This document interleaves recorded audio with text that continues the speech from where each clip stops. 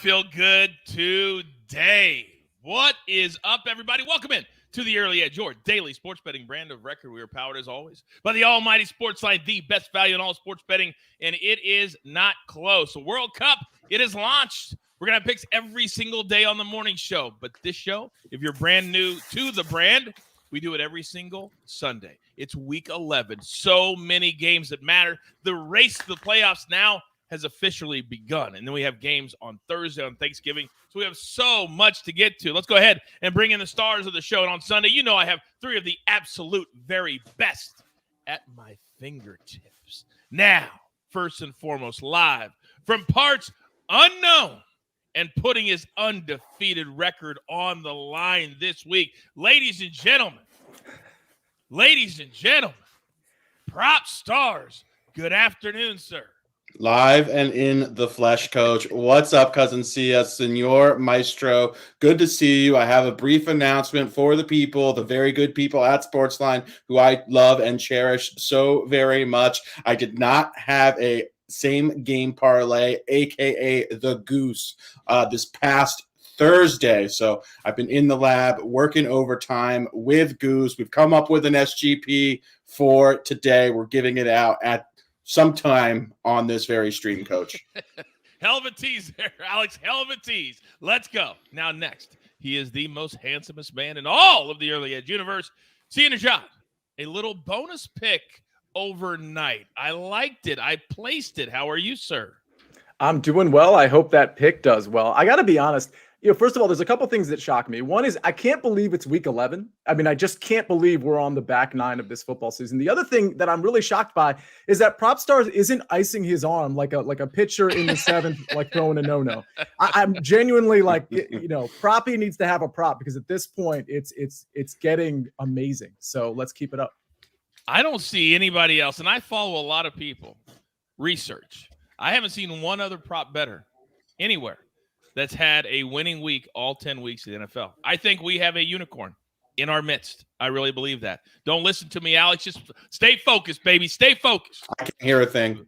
Finally, he is our OG. He is our heartbeat. He is the maestro. Larry Hartstein, good afternoon. Good afternoon, guys. I think with Prop Stars, it comes down to attention to detail. And you see right behind him, the bed is made. He's ready for the show. That's how he approaches everything in his life. I have one question. Will a sports book be gutsy enough to put up some Kendall Hinton props? I've just been waiting. Nothing yet. Oh, well, maybe in the next 60 minutes. See ya. Kendall Hinton was the subject of our FFT DFS solo pod on Tuesday and Thursday. He's a guy you can work into your lineup. Now, he's got that shoulder issue, but he's a guy you can work into your lineup to get off some of the chalk like Paris Campbell, like Nico Collins, or you can add him to that mix. He's only 3,600 on DraftKings. Kendall Hinton, super sneaky with KJ Hamler and Jerry Jeudy out. Boom. Thank you. You can ask my guys anything, any number, any name, any game. It does not matter. Now, here's what we do on this show. If you are brand new to the Early Edge, we go through every single 1 o'clock game, every single 4 o'clock game. If you have a prop or a side or a total that you're looking at, put it into the chat. Add the juice. It matters to my crew. And we will answer as many questions as we possibly can. And as Alex said, we'll have a little baby goose, as we didn't give you one Thursday night, but we're taking care of you here today. And then we'll be back to normal tonight for Sunday Night Football, the Chiefs and the Chargers. And, oh, by the way, Papa Coach and Mama Coach traveling today. First time since COVID, first time since heart transplant. Maybe I'll show my pops on the show, but for him to travel after getting a new heart, it means a lot to our family. So this week matters. All right, let's get into it, everybody, if we don't mind. Game number 1. And this is a game that a lot of people are excited about. I'm excited to watch it. The Bears suddenly, I don't care if they win, the Bears suddenly become very fun to watch because of their quarterback. Falcons laying 2.5. They're still very much in the race for the NFC South. Total 48.5. I've got 2 plays from my crew on this show as a brand. So, Maestro, you're the OG. I'm going to let you start. What do you like? Oh, yeah, I like Kyle Pitts. I was wondering which play you were referring to. I was just checking to see if A.J. Terrell is active. If Sia or Alex know that, I would love to know that too. But either way, I like Kyle Pitts over 36.5. The Bears are the worst defense in football since they got rid of Roquan Smith and Robert Quinn, and they specifically get hurt over the middle of the field. Kyle Pitts 3 straight games with an average of 8 targets, but I also like the Falcons laying less than a field goal. Obviously, all the money, the late money is coming in on the Bears. Their offense has been amazing, but their defense has been just as bad. I think Marcus Mariota is going to have a great game today, even though he hasn't looked great, especially when they had the extra time to get ready for this. They're at home. It's a season on the line. It's his job on the line today. I love the way that is starting. And the fact that Kyle Pitts now will have so many possessions today because the Bears can't stop anybody. This is a fantastic play. But see ya. There are going to be other players that have big games today too, because if you look at the points that the Bears have had in their games the last 3 or 4 weeks, we're talking 60, 70 sometimes. There's a lot of mouths to feed, but a lot of time to do it. Who do you like? Yeah, and all of that, what you said is reflected in the total of this game, kind of in that 48.5, 49 range. So I like Darnell Mooney over 43.5 receiving yards. He's eclipsed this in 6 of his last 7. The one time he didn't get over 43.5, he actually landed on 43. So the targets are picking up for Darnell Mooney overall. I mean, he can be a little inconsistent from a target standpoint, but we know Justin Fields is dropping back to pass way more than he was like week 1, week 2, week 3. Of course, he's scrambling a little bit too. But listen, Darnell Mooney is clearly the number 1 receiver. Now AJ Terrell is back. He is going to be active. Let's see how healthy he is. That does impact this prop in this game a little bit, of course. But the reality is Atlanta's secondary is still very bad, and they can't create a pass rush. I think that lends itself to a little less running from Justin Fields and a little more passing from Justin Fields into open windows to his number 1 receiver. Give me Darnell Mooney at -115 over 43.5 receiving yards. And what would you play that up to, sir? 45.5 probably. I think at 46.5, I'm probably stopping. So 45.5. Okay. Very, very good. By the way, the Justin Fields rushing prop is at 70 today. Larry, what do you got, big boy? It's a homecoming for Justin Fields. I should point out he played high school ball right outside of Atlanta. I'm wondering if he tries to do a little too much. That's what I'm hoping for because I'm on the Falcons. But I mean, he's obviously going to rush for a ton like he does every week. I've been watching him, and I'm coming to you, Alex, anyway. I've been watching him since he was on the Netflix show, like Friday night, whatever it was, with him and the kid who's at South Carolina now. That was a great show, those high school quarterbacks a few years ago. Alex, based off of that, we know he might do a little bit too much, but chat question, his attempts, 24.5, juice to the under at -120. Do you like that? I think that's a fairly efficient number personally. I'm laying off that. What I do like, and if you read my column, my featured play is a combination line for Justin Fields over 250.5 combined passing and rushing yards, a combo line for a quarterback. This guy's so dynamic. I have been just blown away with what I've seen from Justin Fields. Looks better and better every single week, obviously coming off of 300 combined rushing yards in the previous 2 weeks.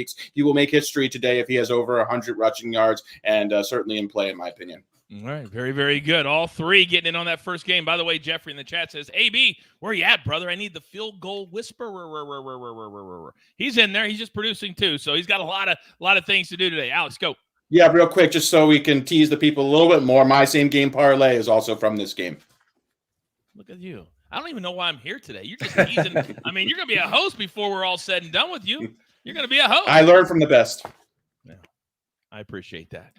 AB is a very good host. I agree. All right, now, game number 2. And this one has been all over the place this week. I think it's the biggest storyline in the entire league. The Bills going to play in the same building 2 games in a row, 4 days apart on the road. What do I mean? If you're not living under a rock, they had like 8 feet of snow in Buffalo. For some reason, the team didn't practice Thursday, didn't practice Friday, waited to leave until Saturday. What are you doing? But they're still 8-point favorites. The total's still sitting on 50. And Alex, when I look down and I know that you put this guy on a fast track and motivated, people are stopping believing in the Bills after last week, could be a huge day for who? Stephon Diggs, coach, and for whatever reason, this guy is not getting enough attention. He is having a truly historic season at the wide receiver position through 9 games, 985 receiving yards, 72 receptions, 7 touchdowns, averaging 110 receiving yards per game, on pace for 1,860 yards to go along with 145 catches and 13 touchdowns. I don't think people realize how incredible Stephon Diggs is playing. That's why I gave out over 86.5 receiving yards on Friday. The Bills, they throw the football more than any team in the NFL. Not worried about Josh Allen's injury, considering he was banged up coming into that game against the Vikings and still threw the ball 50 times. This team just throws. Facing a Browns team, 26th in EPA allowed per dropback. Diggs has a 30% target share paired with a 37% air yard share. That is elite stuff right there when we're looking at the advanced metrics. Furthermore, leading up to last week, he'd only had a route participation of 85%, which is actually low for elite wide receivers. Last week, though, he had 98% route participation, which is what you want to see, which is what the top guys have. So there's actually some room for additional production, in my opinion, looking at Stephon Diggs, looking at a 2.89 yards per route run. This guy has just been so good, so dominant all season. The Browns are not a good pass defense either. Bills are going to throw the ball a ton. This guy's going to very likely clear triple digits. Love Stephon Diggs. Over 86.5 receiving yards. I think I gave it out at 85.5. I'd play this one up to 92. Sorry, everybody's laughing, and in the chat they're laughing too, because on Friday, if you weren't watching live, hashtag it pays to watch live, they said whenever Alex says furthermore, he really likes the pick. And Scott said furthermore. Now, I am not going to sleep, Mr. Maestro, on the other side of the field. By the way, Deshaun Watson allowed to start practicing this week for the Cleveland Browns. He will not be the quarterback today, however, which means they will once again rely on the ground and a guy who has very low-key been cashing a ticket every single week. Maestro, talk to me. Yeah, I don't want to spend too much time on this. We know Nick Chubb, he's gone over 17.5 longest rush every game this season and the last 4 games of last season. And the Bills we've seen the last few weeks vulnerable to that running game. So I love this play. But with the game overall, I think we're going to get a shootout. I think it's going to be like 31-24 or 34-27 Bills, because the Bills have played 5 games indoors in the last 3 seasons. They've scored at least 30 in every game. This sets up well for them. But I should mention, they are going to be missing 2 key players. We're talking about Edmonds and Rousseau. That's one of their best pass rushers, one of their best linebackers, whereas the Browns are getting Wyatt Teller back. That's a Pro Bowl guard, and they're getting their best linebacker back, who's very fast. So I think it sets up well for a bounce back for the Browns. I know their defense is horrific, but they were embarrassed last week. Historically, you look at teams that get blown out like that, and the Browns, when they got blown out earlier this year, they came back and almost beat the Ravens. And Stefanski, 7-1 against the number when he's getting at least 3.5 points, getting 8 today. And by the way, you mentioned the team total. It's 29. So if you wanted to play the Bills, you heard Maestro just talk about that 30 number. Well, right now their team total is at 29. By the way, in the chat, how high would you play Diggs up to? I think you said it, but tell me again, Alex. 91 to 92.5. All right, 91 to 92.5. So there you go, whoever was asking in the chat. Keep them coming. All right, we're rolling now. We're 2 games in. I'm feeling good today. I may play that over in the Bills game too. Now, Alex, you don't have a pick in this game, but your beloved Eagles, they're laying 6.5 in Indianapolis against the Fighting Jeff Saturdays. Total sitting at 45. AB, I need the voice of God. Can you give it to me? I can give it to you, Coach. Absolutely. Oh, who do you like in this game, AB? Who do you like? Boy, I'll tell you what. Look, Jeff Saturday's done a great job, but you know what? You got a storm coming at you with the Philadelphia Eagles today. We're going to take the Eagles first half, team total over 12.5. I know that even during their issues, they have covered this number over and over and over again. So we're going to take them, first half, team total over 12.5. I know a lot of you are wondering in the chat. Yes, that is what God sounds like. It truly is. Hungover and tired. That's what God sounds like on a Sunday. Thank you, AB. You're the man. I guess he didn't laugh at that last joke. But, see ya. It is no joke when I looked at the numbers as I researched every single pick, I was like, how did I miss this guy this week? Who am I talking about? Yeah, we're talking about Paris Campbell. I have him over 37.5 receiving yards. So here's the thing about the Eagles defense and their secondary in particular. They're very good, but the one thing they're not really good at, especially right now with Avonte Maddox on IR, is covering slot receivers. And we know Paris Campbell has been the guy with Matt Ryan back. Of course, Pittman is one of his guys too, but Paris Campbell gets a lot of targets. Last week, he caught 7 of 9 targets for 76 yards. In the previous 2 games with Matt Ryan, he's had 70 yards and 57 yards, lines up in the slot more often than not. I'm also pulling for a negative game script here, which I do think helps him. Listen, Jonathan Taylor, they are going to try to pound the ball with Jonathan Taylor, obviously. We know that's what the opponents of the Eagles have done the last 2 weeks. Eagles are trying to plug that hole by signing in Ndamukong Suh and Linval Joseph. I'm not sure that's going to work necessarily, but I am sure that the Eagles are going to make sure that they're going to plug that gap and make Matt Ryan beat them. And I think the way Matt Ryan tries to beat them is via Paris Campbell. Give me over 37.5 receiving yards at -120.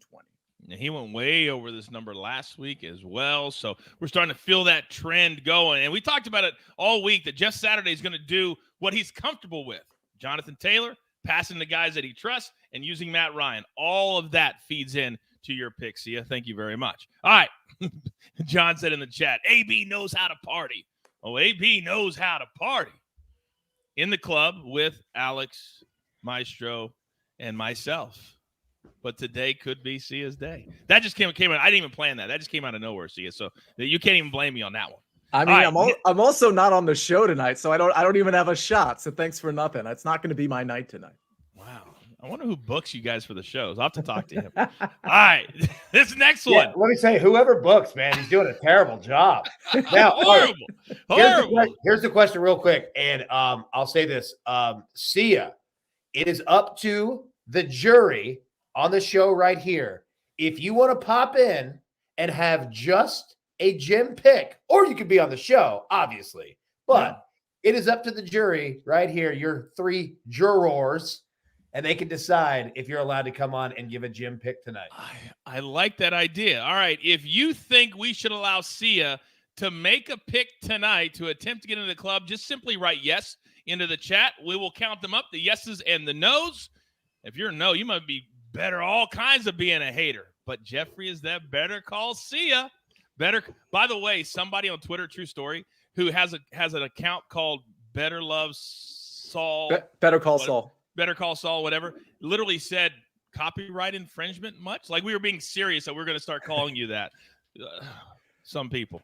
Also, it's not copyright infringement. So I've got my guys on it. I'm my guys. And it looks like, Sia, you've got a big fan club because they're all saying yes, yes, yes, yes. All right, so now not only will we have Sia with a Jim pick tonight, but Uncle Dave is going to make a Jim pick tonight as well. He may or may not have said, I'm better at it than Sia. Let me prove it on Sunday. Direct quote. All right. Next game. And on paper, straight up, this is not a rivalry. You can't have a rivalry when one team has beaten the other team 13 times in a row. But we know today it's about spreads too. The money line's right around -160 if you're interested. Jets, Patriots, -3.5, total 38. Here's where we stand as a brand. When it was 3, RJ and M squared all over the Patriots. Uncle Dave, Zach Wilson will go over 190.5 passing yards. And Mikey also has the Patriots, Jets, first quarter under 7. We gave that earlier today on the morning show. So you think it's going to be a really slow start in this game. All right, those are all the brand picks, but Maestro, I know you're backing up one of them. What do you like here? I'm on the Patriots at 3. I don't love it as much at 3.5. Both quarterbacks have been horrific under pressure, and both defenses bring a ton of pressure. But you mentioned it, 13 straight wins. Zach Wilson with 7 picks in 3 games against Bill Belichick. Corey Davis will not be out there today. Until we see something different from the Jets. I know they, quote unquote, outplayed the Patriots last time. They got a huge penalty to call, to change the course of that game. But this is in Foxborough, 2 weeks to prepare. I got to lean Patriots even at 3.5, but I do like them at -3. I do too. And -3, just so people know, because right now it's hovering around 104. 3 is like -127. If you wanted to buy that half a point down, we don't always recommend it. I would here. 22-17 was the score in the first game. Sia, do you see it the same way? I totally see it the same way. The Jets are doing some great work, but this is just a tough spot for them. I don't like the 3.5 as much as the 3, and that's why I would. I mean, obviously, but I would actually pay to if it's minus 130 or less, as in minus 127 would be fine.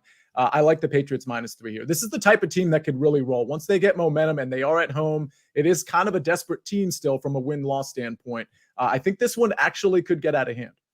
From a prop standpoint, Alex, did you see anything in the lab in a game that you educate us so much when two teams are tight to the vest, defensive-minded? It doesn't always set up well for props. What do you see in this game?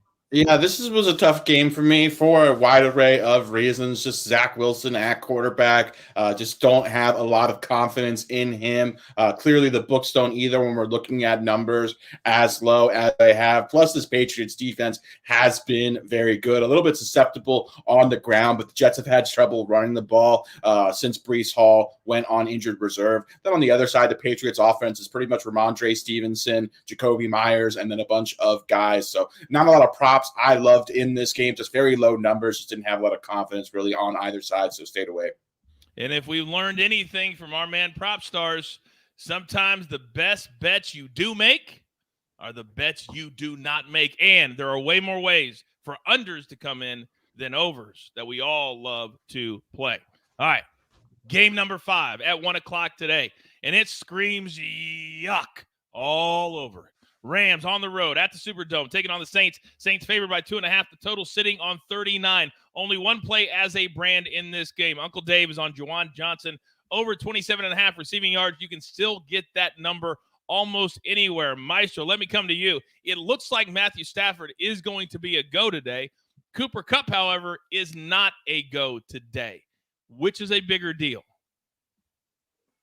I mean, it's a huge deal. Both these teams are embarrassing and pathetic. In the contest, I took the Rams plus 4.5 because the line was locked in early when we didn't know Stafford. And how can you lay 4.5 points with Dennis Allen and that team? But I do like Alvin Kamara under his rushing prop. If you look, his last 4, he's gone under, and some of those way under. And that's the one thing the Rams have been able to do, stop the run. Everything else on that team has been, pretty bad, especially offensively. But I think with Stafford coming back, maybe Jefferson gets going, maybe Skowronek. I don't want to talk about Allen Robinson anymore. But maybe they put up 17 points, and that's enough, to cover this game because the Saints are decimated and their best pass rusher, Cam Jordan, is out. Their injury list just keeps getting worse. I don't even think we need anybody else have anything on this game because nobody is playing this game. So let's just move on. Oh, I'm not even going to watch this game. Oh, wait, I live in California. I have to on local television. Thank you, CBS. Thank you. Thank you, CBS. We love you. All right, next game. Lions and the Giants.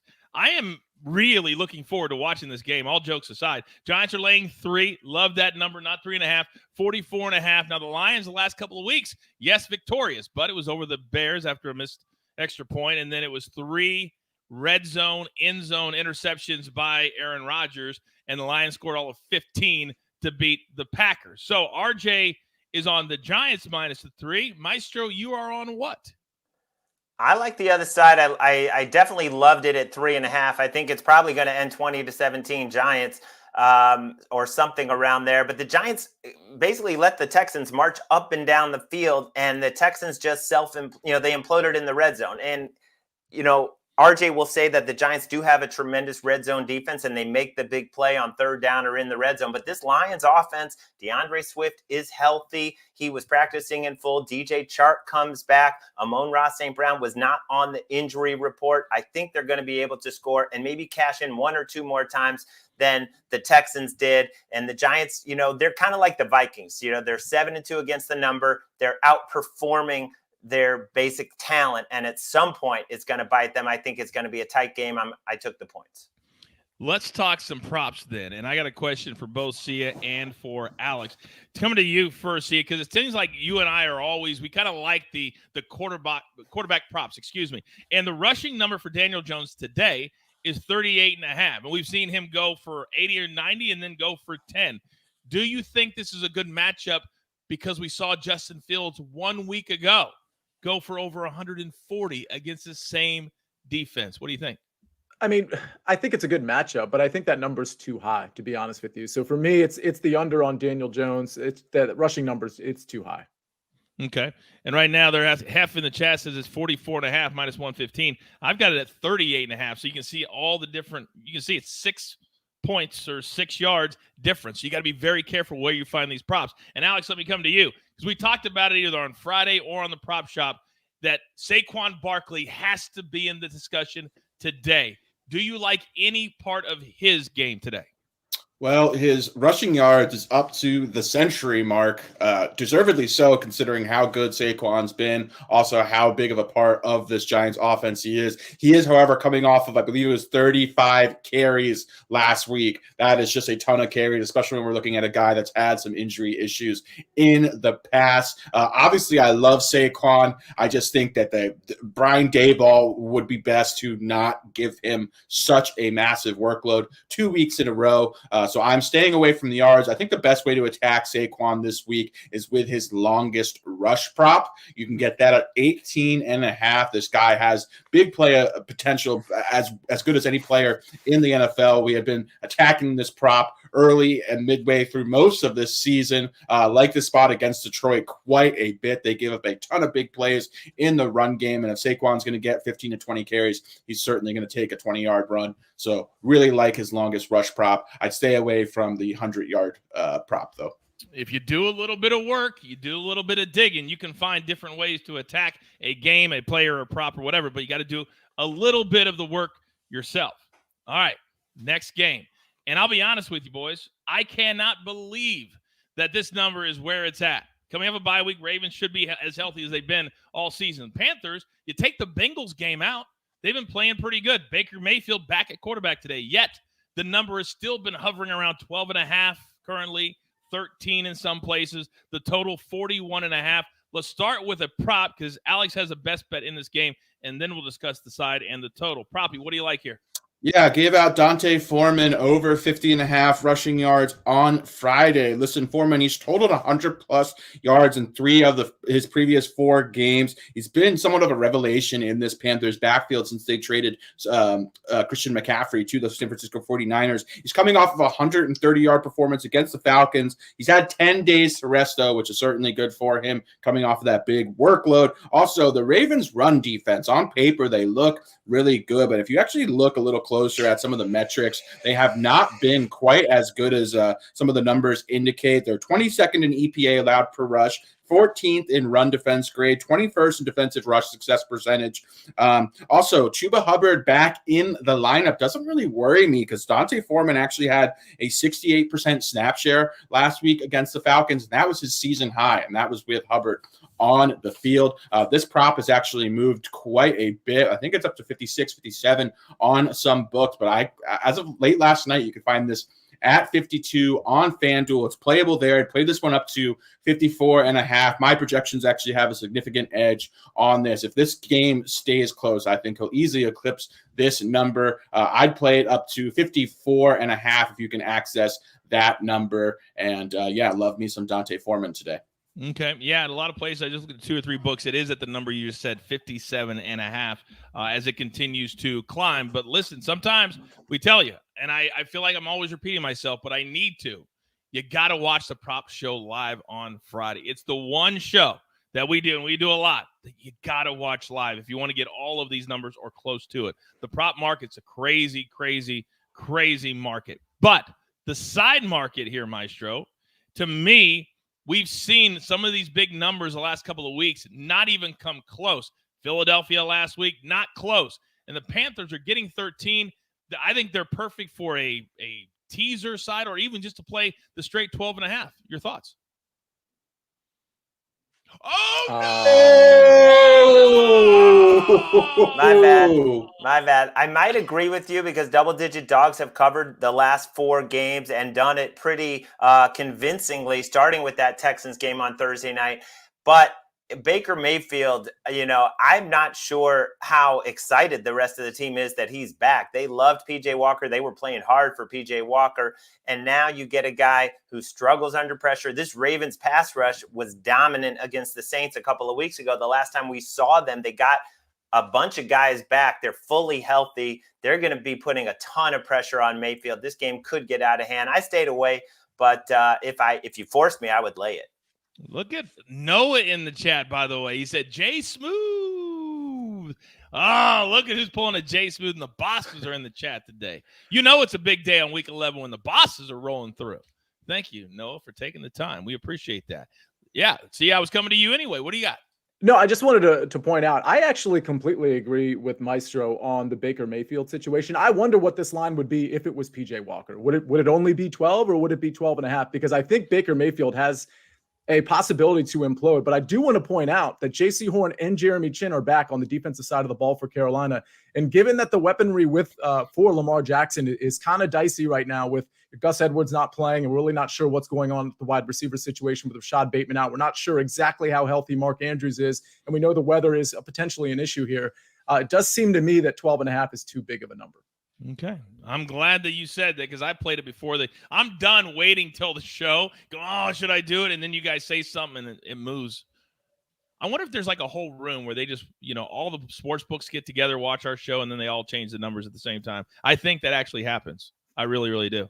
All right, we've just crossed the bottom of the hour. It's 12:30 in the East, 9:30 in the West. We are less than 30 minutes from kickoff of the 1 o'clock games, and we have arrived at the final 1 o'clock game this afternoon. And we're going to start with Sia because this is his favorite team, and they're playing good football. They went – where'd they go last week, Alex? Yeah, so they went to Philadelphia last week. They get a W. We can't talk to Alex for 24 hours when the Eagles lose. First time all year. And now the Commanders are going on the road, laying 3 in Houston, total 41. Dave is on Taylor Heineke under 213.5 passing yards, which Alex hit last week. We're going right back to the well again today. And Sia, you like who in this game? Yeah, well, first of all, I like Dave's bet because it's going to be the Antonio Gibson and Brian Robinson show, not necessarily in that order for Washington. But with that said, I like the other side of the ball. I like Nico Collins over 40.5 receiving yards at -119. Again, this number was the number on Friday. It might have crept up. I'm not really sure. I haven't checked before this show, but might be at 41.5. I still like that. 42.5, I don't mind either. I wouldn't play it above that. Listen, he's eclipsed this number in 5 out of the last 6, and he faces a Washington secondary that is quite bad and particularly bad against covering the outside receivers. So I do think Nico Collins, who got a lot of work last week, he had 10 targets, not super efficient on his targets, but I really think he will get peppered in likely a negative game script. I mean, I think you could call it a neutral game script, but Davis Mills' passing yards prop is around 220 yards. And I do think some of that goes to Brandon Cooks, but I think Nico Collins at this point is going to get an equal target share the rest of the way, if not eclipse Brandon Cooks just by a little bit. So I like Nico Collins over 40.5 receiving yards. I do too. I like him a lot. Bradley says right now in MGM it's at 43.5. Did you say what you would play it up to? Yeah, I said 42.5. Okay. I think I'd probably lay off at 43.5. Bradley, that's just another reason to catch our show on Friday at 4 o'clock because I expected this number to go up, but going up 3 yards, a little too rich for my blood. This is going to be a possession game on both sides. The Dameon Pierce, he's going to try to run the ball against a very good Washington run defense. And then on the other side, we know Washington is going to be running the ball a lot too. So the possessions are a little limited. I don't want to mess with this number too much. 42.5 would be the max. What do you think real quick? Fuge wants to know about his reception prop over 3.5 plus 109. Yeah, I'd prefer the yards. Because I think he's going to get downfield. He's going to be targeted downfield against this secondary. He could get this 40.5 in 1 catch, but I expect him to get it in 3. We've seen a lot of players that we've targeted do exactly what you're talking about on both sides of the fence, winning for us and losing for us with a late 30-yard catch.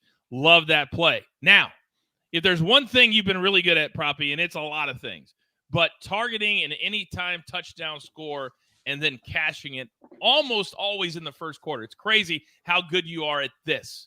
Give me a name in this game that you think is I won't use the word lock, is really, really expected to score a touchdown. Yeah, I think Brian Robinson has a lot of value, especially considering you can find his anytime touchdown proper. You could at least on Friday at plus 110. That's why I think this is a good spot to bet him. The Texans have allowed a league-leading 13 rushing touchdowns to opposing running backs in just 9 games this season. They are 32nd in rushing DVOA, 31st in defensive run grade, 27th in EPA allowed per rush, 30th in defensive rush success percentage, aka this run defense is absolutely dismal. They allow 34.7 rushing attempts per game. The team that allows the second most is the Panthers, allow 30. That is a whopping statistic. So here we have one of the most run-heavy teams in the Commanders playing against the biggest run funnel, coupled with the worst run defense in the NFL this season. So I just think this is a great spot for Brian Robinson. Anytime touchdown, played 52% of the snaps against the Eagles. The Commanders, they are going to look to establish the run against, like I said, one of the worst defenses in the NFL. I also sprinkled a little bit on 2 touchdowns as well for Brian Robinson. Love his anytime touchdown prop, especially at plus money. Not sure where it sits right now. I'd play it to like minus 105, minus 110. See, you just throw out that random, I'm going to sprinkle on 2 touchdown scores. Like anybody could hit 2 touchdowns or 3 touchdowns and say, I don't know, plus 2,500. Nobody could ever do that. No, wait, out. Did you do that, Alex? I may or may not have, Coach. I think you may have it. Hashtag it pays to watch live. Live. By the way, Noah said, anybody sweating a World Cup pick? How about the first game? And SportsLine, Brand Sutton, the silent assassin, had under 2.5. Where do you think the game is sitting right now? With 20 minutes to play. 2-0. No, 2-0. That's the ultimate sweat. That's the ultimate sweat. Gotcha. 1 goal, we don't cash. Scoreless the rest of the way. That's a World Cup sweat. Now, Maestro, as I come to you, talking about sweating, we have that came out so completely wrong. But Terry McLaurin, plus 120. They're asking in the chat, would you like him with an anytime touchdown today? And also, when I look at the money line, because the Texans are the type of team that can throw up 8 points, 12 points, like these weird totals and weird numbers, minus 160 for the Commanders just to win the game. Those 2 things, your thoughts? I do think it's a great spot for Terry McLaurin because he has been targeted repeatedly the last 4 games with Heineke at quarterback. And Derek Stingley, the number 3 overall pick for the Texans, that cornerback, he is out. So this should be a good game for Terry McLaurin. I think this game sets up as the Commanders are a much better team. We know that. They're playing great ball, not just the win against the Eagles, but consistently solid ball the last 5 weeks. But it's the worst spot in the world. You played on Monday night, 2nd straight road game.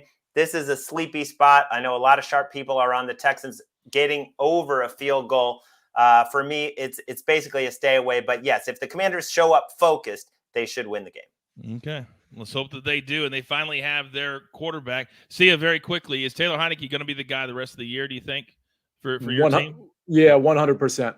He'd have to string 2 really bad games in a row because the locker room believes in him. And that's not to disparage Carson Wentz, but listen, they should be on a 4-game winning streak. If it wasn't for a really, really bad 4th quarter from them, they would have beaten the Minnesota Vikings, who, oh, by the way, just knocked off the Buffalo Bills. So it really should be 4 in a row, but it's 3 out of 4. This is not a team that we would have that expectation from. All right, let's go to Alex first and then back to the Maestro. Alex, go. And Sia, you should also be in the club this season. That's just the nature of the NFL. Pretty much every game, you could say should or should not have won. Stop. Maestro, go. Why wouldn't you disparage Carson Wentz? I mean, the guy makes the worst decisions at the worst possible times, interceptions in the end zone. I would disparage his play, all day long. Because that market is saturated, and I just don't want to pile on. That's really the only reason. Maestro, I agree with you. It's a little much. When even Jim Irsay is taking shots at you before you can walk out the door, it's just too much at this point. It is. But at least Ron Rivera made the right decision. And by the way, Taylor Heineke is going to be very happy. He gets $524,000 bonus every game that he starts. And for every team that he beats, he buys a special kind of either Jordans or Nikes that are in the color of the team that he just beat. That's savage.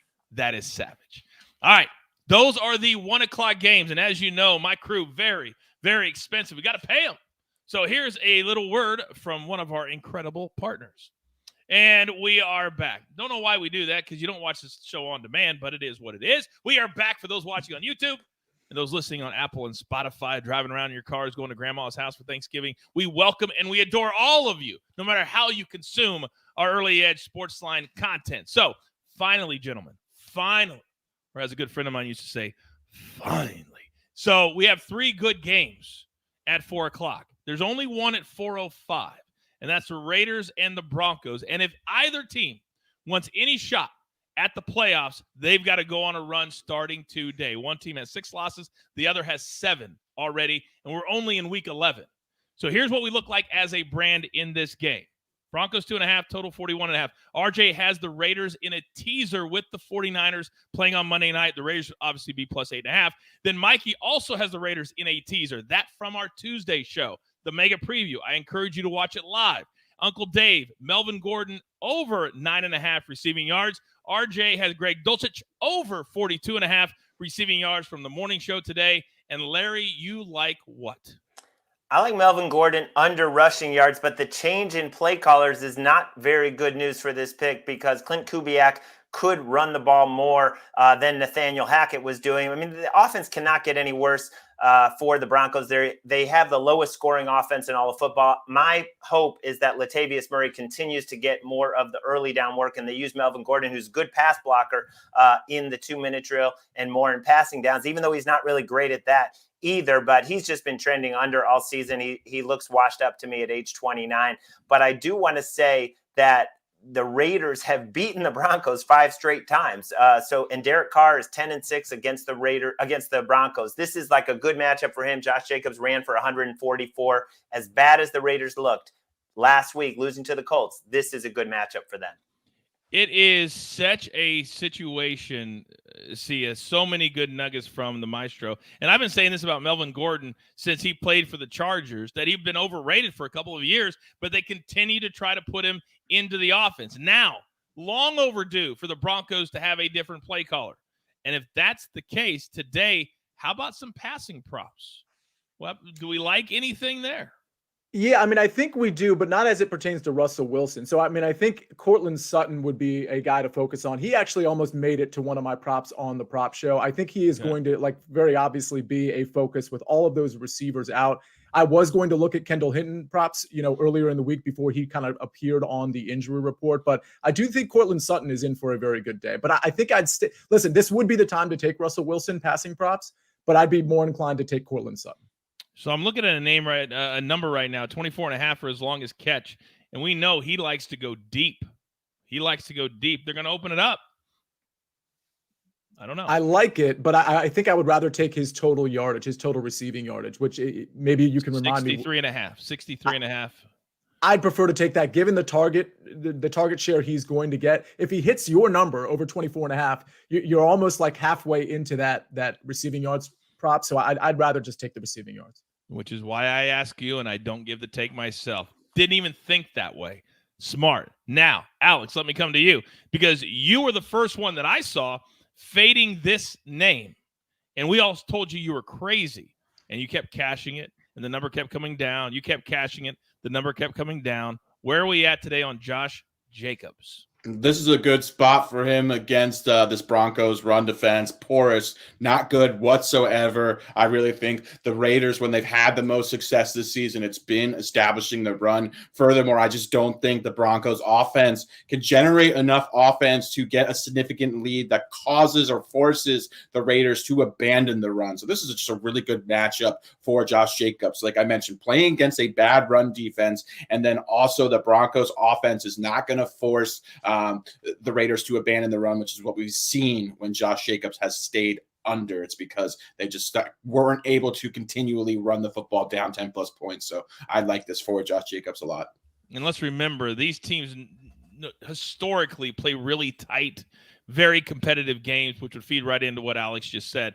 If it's a shootout, that would also feed into what Alex just said. So we'll see which way that goes. Again, that's a 4:05 start this afternoon. Now, this next one, I want all 3 of you talking about this game because to me, outside of the Browns and the Bills, this game does have and should have the most attention of any game this entire week, with all due respect to the Chiefs and the Chargers.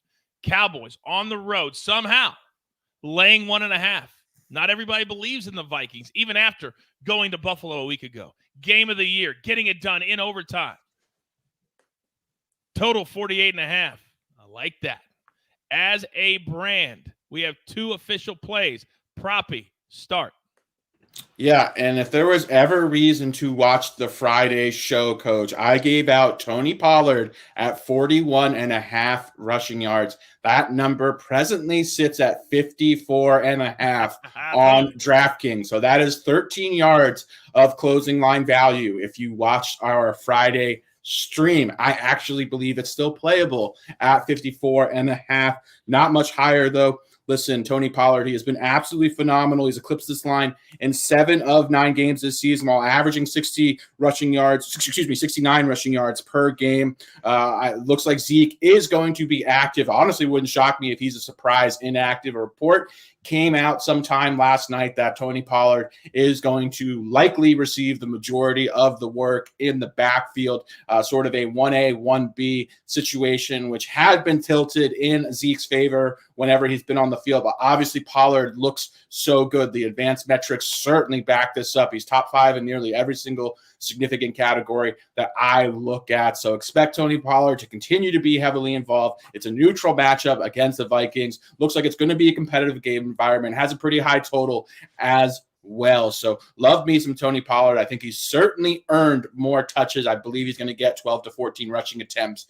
And obviously he's going to sail over 41.5 rushing yards if he does, which it looks like he will. So love Tony Pollard. This is currently at 54.5 on DraftKings. I'd probably hold off there, unfortunately, until we have news on Zeke. But I talked about why I thought this number was so much closer to his floor than his ceiling. And if Zeke is inactive, which I do believe there's still a slight chance, this number would be in the 70s. So that is why it pays to listen, pays to watch on Friday, Coach. You're damn right it does. It also pays to watch last week when Mike McCarthy maybe run Tony Pollard in the fourth quarter. I don't know. Maybe try that instead of throwing it 3 and out and just giving the ball right back to him. Something to think about. Great nuggets. And again, we don't want to pound you over the head with this, but in the prop market, you got to be on top of it on Friday most of the time. Now, see ya. I actually played your prop in this game just a short while ago. The number you can still get is here. I don't know if it's under the radar or what, but I love the fact it's going to get exposed right now. But who do you like in this game to go bananas? Yeah, and to be honest, I didn't expect this particular prop to move because it's such a high number. I mean, listen, Dalvin Cook over 98.5 rushing and receiving yards. It's just a really high number. It's intimidating, but the reality is the Cowboys, we saw it last week against Green Bay, but that's not the only example. They're allowing a lot through the running game, and it's not just that they're allowing 3-4 yard gains and just allowing first down after first down. They're allowing a lot of explosive plays as well. So I really like Dalvin Cook over 98.5 rushing and receiving. The last 3 games, the targets have gone up too. That's why I'm not just looking at the rushing props. I'm looking at rushing and receiving. Last 3 games, he's had 5, 6, and 6 targets. And for the record, both of these teams can get after the quarterback. I do think to neutralize the pass rush, both teams, whether it's Pollard or Dalvin Cook, are going to try to run the ball. And I think they're going to be successful doing that. And oh, by the way, Tony Pollard, it's such a sneaky play that Alex gave out on Friday, but it's particularly sneaky for DFS. A lot of people are not going to be on Tony Pollard because they were waiting on the Zeke news. So they're playing, the chalky guys like Jonathan Taylor and Barkley and David Montgomery. And those are all good plays, but there's not a lot of people that are going to switch this late in the game to Tony Pollard, especially not knowing what the situation is. So in tournaments, really sneaky to get onto Tony Pollard. Nobody else is going to do it, or not a lot of people are going to do it. If only we had some really good fantasy cappers we have the very best. And seeing Mikey do a show, how many days a week? 2 days a week. 2 days a week. Tuesday, Thursday, people. 5 o'clock. Still waiting for my invitation. Oh, please. Okay, good call. Prop's Prop's going to come on too. Breaking news. Who is? Proppy's going to come on. Oh, geez. I'd love to make a guest appearance. Yeah, okay. I like that. You know what I also like, Maestro? I like the total in this game. I think this is going to be a shootout because I don't think any team can cover the other one or stop the other one. What do you like as far as a side or a total, a lean? Well, there's definitely a ton of offensive talent on the field. I'm going to go with the Cowboys, though, on the money line. We're seeing this come up now, minus 130 instead of minus 125. We're seeing the spread get to 2. DeMarcus Lawrence, Anthony Barr expected to play. Zeke Elliott expected to play does help in the situation of pass protection. He is the better back in terms of picking up the blitz. So, but I just think it's a spot for the Cowboys. I mean, this is a must-win game for them. The Vikings have the division basically wrapped up, coming off 2 improbable comeback wins on the road. They've won 7 straight one-score games. You got to hope, like you said, Coach, they don't forget about Tony Pollard in the fourth quarter when they build that big lead. And Kirk Cousins, it's not the 1 p.m. Eastern window where he thrives. It's anything else. He's 20-30 against the number other than 1 p.m. Eastern. And it is 4:25 Eastern this afternoon, so keep that in mind. All right, last game, and we're 10 minutes till the top of the hour, so perfect timing. We'll do our last game, and then we'll throw the best bets up. You can take a look, still get them in, and we'll do our closing segment at the same time. So the last 4:25 Eastern game today, gentlemen, R.J. White is on the Steelers when it was +5. It's come down now to 3.5 for the Bengals. Last time we saw them, they were going bananas against the Panthers. They need to get things kickstarted. Total at 39.5. Let's go around the board. Maestro, do you like the Bengals to go into Pittsburgh and get it done? I haven't played it yet, and I'm probably staying off, but I would lean towards Cincinnati. You remember Joe Burrow threw 4 picks in the opener, and that was at home. This is in Pittsburgh. I got a stat from a great guy over at VSiN, Steve Makinen. In rematches, same season rematches, the Bengals are 8-0 against the number on the road, 16-2 against the number in their last 18 rematches. This qualifies. Of course, Minkah Fitzpatrick, though, who had one of those picks, a big one, he will be back despite just having appendix surgery. Damn, that's got to be very, very painful. See, if I'm looking at it, and when I'm looking at the Steelers and how they played against the Saints last week, 20-10, it was old-fashioned Steelers. Score when you can, good defense. What does that lead to today, in your opinion? Yeah, so I mean, I think it leads to a lot of runs, and I think Najee Harris might get some volume, but Jaylen Warren likely to get some volume too. I actually have a play here. It was just released on SportsLine this morning. Hopefully you have your notifications on at SportsLine on Twitter. Najee Harris, longest rush under 12.5 yards. Listen, you can take his rushing yardage under, but I actually prefer this. He's been so inefficient. He's actually eclipsed this number in terms of longest rush quite a bit this season, but I don't think this is the game for him. Jaylen Warren starting to see his snap share creep up to 50%. And DJ Reader is back for the Cincinnati Bengals. That's a big deal. This is already a good rush defense. It's even better with one of their main guys back on the defensive line. So give me under 12.5 longest rush for Najee Harris. All right. And very quickly, Alex, because I know we have a bonus for everybody. Freiermuth in the chat, over 44.5 yards or his receptions. Do you like either one, Alex? Big total. Just don't have enough confidence in Kenny Pickett to honestly play Freiermuth. I just don't think they're able to sustain or support multiple pass catchers in that offense. Okay. All right. So 7 minutes till the top of the hour. So we got to make this quick. But Alex, on Thursday night, you proved once again that you're a man of the people, and you just didn't have time. There were not enough props out to give away the goose on Thursday. But you didn't sit on your laurels. No. You said, I'll give the people a bonus goose on Sunday. It is that time. Are you prepared to deliver? I am born ready, Coach. Give me those dongs. And I got the pick from any game on the slate, which was awesome. So I went with the Bears versus the Falcons, little plus 525 action. First up, we've got Justin Fields, anytime touchdown score. Then we like the Falcons to score 21 points, the Bears to score 21 points, Justin Fields to have at least 125 passing yards, Cordero Patterson to have at least 35 rushing yards, Justin Fields to have over 55 rushing yards. Put that all together, plus 525. If this game is a shootout, which the total certainly reflects or indicates that it will be, this is going to cash, Coach. All right. Jeffrey says, why does the goose have a gong? Well, Jeffrey, you watch the show every single day. You know that Alex is a huge wrestling fan. He's a huge Undertaker fan. Come on. We can't explain everything.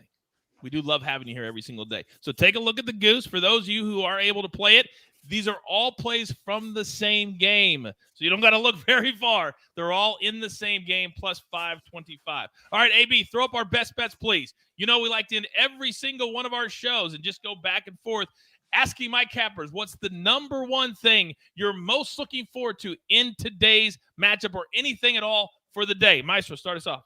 Well, you know RJ is the number one NFL all-timer with 2 huge cashes in the Super Contest. And when I go head-to-head against him, it just means more. And that's what's happening today with the Lions and the Giants. I think the Lions will cover, especially 3.5. But we shall see what happens in the Meadowlands. Hef says best show in all the land. Let's cash today. You're right, Hef. Alex, talk to me. Yeah, I'm looking to see if my Eagles can bounce back in a tough matchup on the road against a Colts team that looks very game with Matt Ryan back at quarterback, and Jonathan Taylor appears as healthy as he has all season. Also looking to see how these backfield touches are distributed in the Cowboys backfield. Tony Pollard has certainly earned additional playing time. Will he get that extra work that he so deserves with Zeke active or potentially active today, Coach? Zeke's time is over. Sit him down, Mike McCarthy. Sit him down. See ya. Bring us home. So many questions about the Vikings and the Dallas Cowboys, and I really want to see how this one plays out. I think the Dallas Cowboys are in a little bit of trouble if they lose this game, and I'm looking forward to see if Kirk Cousins on a bigger stage than a 1 o'clock non-featured game can come through for the Minnesota Vikings yet again. All right, we had a humongous Sunday last week, and we are prepared to do it again. Joshua, this one's for you, big boy. This one's for you. There's only one thing left to do. And don't forget, we'll be back tonight, 7:30 p.m. Eastern, counting down to the Chiefs and the Chargers. Keenan's back. Mike's back. It's going to be a shootout at SoFi. But that's tonight. Because right now, you've got your marching orders. Let's take all of these Sunday tickets straight to the pay window. For my entire crew, love them all. See Najad, Prop Stars, the Maestro, and AB doing double duty in the chat and also on the ones and the twos. I am the coach. Tell all your friends you want to be educated, entertained, have a good time, and cash a freaking ton of tickets. There's only one show. It's right here. Early Edge. Good luck.